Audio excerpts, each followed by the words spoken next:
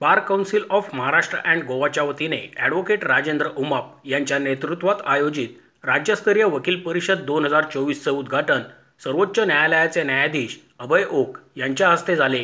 पुण्यातील गणेश कला क्रीडा मंच येथे झालेल्या कार्यक्रमात स्वर्गीय ॲडव्होकेट विजयराव मोहिते आणि न्यायाधीश भीमराव नाईक यांना मरणोत्तर, तर ॲडव्होकेट डॉक्टर सुधाकर आव्हाड यांना विधी महर्षी जीवनगौरव पुरस्काराने, त्याचप्रमाणे advocate Devidas Pangam, advocate Harshad Nimbalkar, advocate Sudeep Pasbola यांना सिनियर कौन्सिल म्हणून सन्मानित करण्यात आले।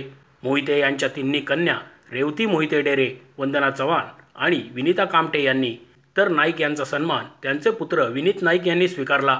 ॲडव्होकेट जयंत जयबावे लिखित we the people of India आणि द स्पिरिट ऑफ कॉन्स्टिट्यूशन या पुस्तकांचे आणि परिषदेच्या स्मरणिकेचे प्रकाशन तसेच ज्येष्ठ वकिलांचा सन्मान यावेळी करण्यात आला। या प्रसंगी सर्वोच्च न्यायालयाचे न्यायाधीश प्रसन्न वरळे, उद्योग मंत्री Uday Samant, bar council of इंडियाचे अध्यक्ष खासदार Manan Kumar Mishra, bar council of Maharashtra and गोवाचे अध्यक्ष ॲडव्होकेट राजेंद्र उमाप, मुंबई उच्च न्यायालयाचे न्यायाधीश के.आर. श्रीराम, माजी खासदार ॲडव्होकेट वंदना चव्हाण यांच्यासह देशातील 11 बार कौन्सिलचे सदस्य उपस्थित होते। न्यायाधीश अभय ओक यांनी घटनेचे महत्त्व, न्यायालयीन प्रक्रिया, बार कौन्सिलची भूमिका, वकील वर्गाची जबाबदारी, सत्ताधाऱ्यांची विधाने, देशात नुकत्याच घडलेल्या काही दुर्दैवी घटनांचे संदर्भ देत अनेक मुद्द्यांवर भाष्य केले। न्याय प्रक्रियेत दर्जेदार वकिलांनी मोठ्या संख्येने यावे, यासाठी कायदे शिक्षण देणारे एकच शिखर विद्यापीठ प्रत्येक राज्यात असावे, तसेच वकिली क्षेत्रात अत्युच्च दर्जाची कामगिरी केलेल्या बुजुर्गांच्या मार्गदर्शनामुळे अतिरिक्त कायदे महाविद्यालयांच्या संख्यांवर मर्यादा येतील, अभ्यासक्रमात सुसूत्रता येईल आणि पर्यायाने कायदे शिक्षणाचा दर्जा उंचावेल। न्यायालय ही घटनेने निर्माण केलेली संस्था आहे, त्यामुळे न्यायव्यवस्थेचे स्वातंत्र्य अबाधित राखणे, न्यायव्यवस्थेविषयी आदर बाळगणे आणि उत्तम प्रतीचा न्याय लवकर मिळणे, न्यायालयाच्या स्वायत्ततेचा आदर ठेवणे यांची पूर्तता होण्यासाठी वकिलांचे सहाय्य अनिवार्य आहे। कोट्यवधी खटले प्रलंबित असताना क्षुल्लक कारणांसाठी वकिलांनी न्यायालयीन कामकाजावर बहिष्कार घालणे अयोग्य असल्याची कानउघडणी करून ओक पुढे म्हणाले, प्रत्येकाच्या स्वातंत्र्याची ग्वाही देणाऱ्या घटनेच्या 21व्या कलमाची अंमलबजावणी झालीच पाहिजे। तो देशाच्या घटनेने दिलेला मूलभूत अधिकार आहे याचे भान ठेवले तरच संविधानाप्रती आपली संवेदनशीलता व्यक्त होते। त्याऐवजी सध्या न्यायालयाच्या निकालावर प्रतिक्रिया नोंदवणे, हेतूंविषयी शंका घेणे, समाज माध्यमांचा अयोग्य वापर करणे, झुंडशाहीच्या जोरावर स्वतःच निकाल वर्तवणे असे प्रकार घडत असल्याविषयी ओक यांनी तीव्र शब्दात नाराजी व्यक्त केली। आपल्याला माहिती आहे की स्वातंत्र्य लढ्यामध्ये महत्त्वाचा भाग वकिलांचा आहे। 1952 साली जेव्हा पहिली लोकसभा निवडून आली त्या लोकसभेमध्ये 37% हे वकील होते। वकिलांनी समाजाला दिशा द्यायची असते आणि त्यामुळे आपण जेव्हा घटनेविषयी आपण संवेदनशील राहायला पाहिजे असं नेहमी आपण म्हणतो आणि आज आपण म्हणणार आहोत आणि ह्याच्यापुढे म्हणत राहणार आहोत बार कौन्सिलच्या माध्यमातून। तर आपण एक गोष्ट लक्षात ठेवली पाहिजे, जर वकील मंडळी संवेदनशील असतील, न्यायाधीश मंडळी संवेदनशील असतील तरच आपण समाजाला सांगू शकतो की या घटनेचा आपण आदर केला पाहिजे। आता मगाशी कलम 51 याचा उल्लेख केला, त्याच्यामध्ये असा उल्लेख आहे की घटनेचे आदर्श किंवा घटनेचं तत्वज्ञान। तर घटनेचं तत्वज्ञान म्हणजे काय, आपल्याला फार लांब जायची गरज नाहीये। आपण जर प्रस्तावना वाचली, प्रिॲम्बल वाचली तर आपल्याला लक्षात येतं त्याच्यामध्ये न्याय आहे आणि न्याय लक्षात घ्या। आता संस्थांचा, घटनेने निर्माण केलेल्या संस्थांचा आदर करायचा। आता एक संस्था घटनेने निर्माण केलेली म्हणजे आपली न्यायालय। न्यायालय पूर्वी पण होती, 50च्या आधी पण होती, पण आज ह्या न्यायालयांचा 26 जानेवारी 50 नंतर न्यायालयाचं अधिष्ठान जे आहे ती भारताची घटना आहे। आणि न्यायालय कशा प्रकारे निर्माण केलेली आहे की घटनाकारांचं स्वप्न होतं, डॉक्टर बाबासाहेब आंबेडकरांच्या सरकारचं असं स्वप्न होतं की सामान्य माणसाला चांगल्या प्रतीचा न्याय या न्यायव्यवस्थेतून मिळाला पाहिजे। आता न्यायव्यवस्था ही, न्यायालय ही घटने निर्माण केलेली संस्था असल्यामुळे आपल्याला त्याच्याबद्दल आदरभाव मागितला पाहिजे। आदरभाव म्हणजे काय नमस्कार करा असं नाही किंवा पूजा करा असं नाही।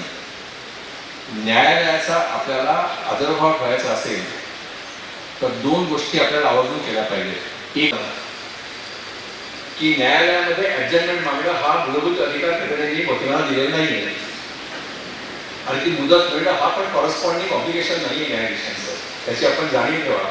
कारण या मुदती आपण ज्या मागतो कित्येक चांगल्या हेतू करता द्याव्या लागतात मुदती, नाही म्हणत ते चांगल्या कारणाकरता वकील लोक मागत असतात, योग्य कारणाकरता, पण जेव्हा आपण मुदतीला घेतो ॲडजस्टमेंट घेतो, त्यामुळे आपल्या संस्थेची फार मोठी बदनामी होते.